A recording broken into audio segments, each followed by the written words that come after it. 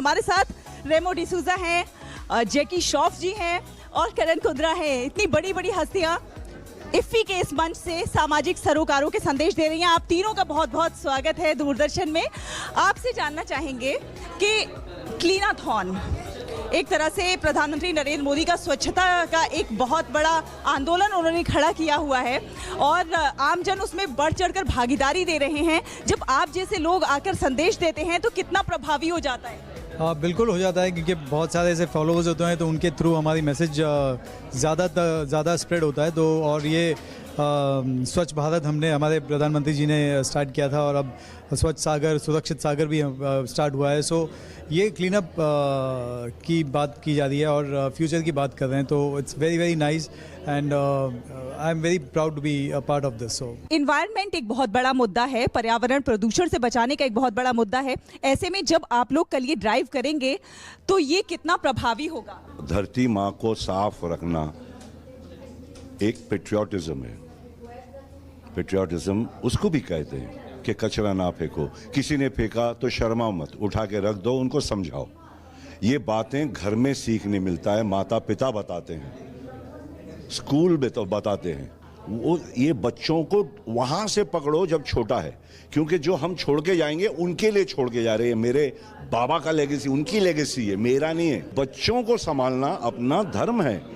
Patriotism is teaching them how to keep your Mother Earth clean so that they'll enjoy the beauty that our generation and our forefathers have enjoyed. Let's have a clean beaches all across. हम लोग renewable energy की बात करते हैं, हम लोग sustainability की बात करते हैं, हम लोग मेक इन इंडिया की बात करते हैं।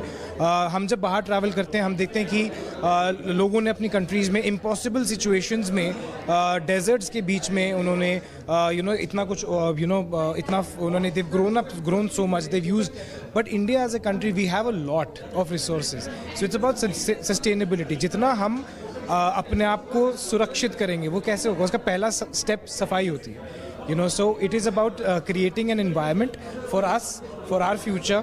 अगर हम चाहते हैं कि हम एक ऐसी कंट्री बने जिसको किसी बाहर की सपोर्ट की, एड की ज़रूरत ना पड़े, जो कि ऑलरेडी है।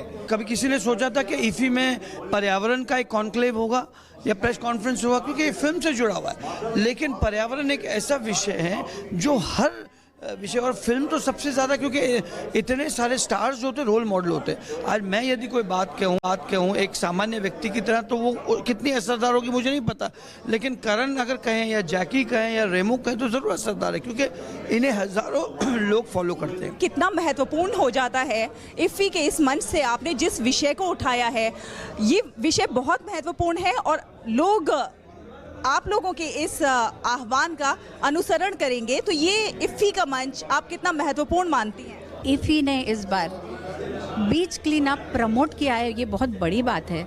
देखिए, ऐसे फिल्म इवेंट्स में बहुत लोगों का इंटरेस्ट रहता है, आईबॉल्स रहते हैं, बहुत सारा लिखा जाता है, और उस वक्त जब स्टार्स हमारे साथ जुड़ते हैं, गवर्नमेंट जुड़ती है और हम कोई कॉज के बारे में लोगों तक जाते हैं, तो वो लोगों के मन में और अच्छी तरीके से रिवाइज हो जाती है कॉज। सबको पता है कि बीच क्लीन रखना है, गोवा में तो कल्चर है, बीचेस को भगवान मानते हैं, पर एक रिवीजन ज़रूरी है कि हाँ, हमें अभी आगे भी रखना है और आज अगर कुछ कमतरता हो उसे भी हमको ठीक करना है। तो ये बहुत अच्छी बात है कि इफ़ी में ये जो एक मुद्दा है ये फिर से लोगों के सामने आया है। मैम, जब जाने माने जो चेहरे होते हैं, चाहे वो राजनीति से जुड़े हों या फिल्मी दुनिया से जुड़े हों, जब वो इन संदेशों को पहुंचाते हैं तो वो और भी ज़्यादा महत्वपूर्ण हो जाते हैं, आप मानती हैं? यकीनन। अभी देखिए, जैकी श्रॉफ जी है, लोग कितना सुनते हैं उनको, उनकी बिड़ू वाली लैंग्वेज लोगों को पसंद आती है।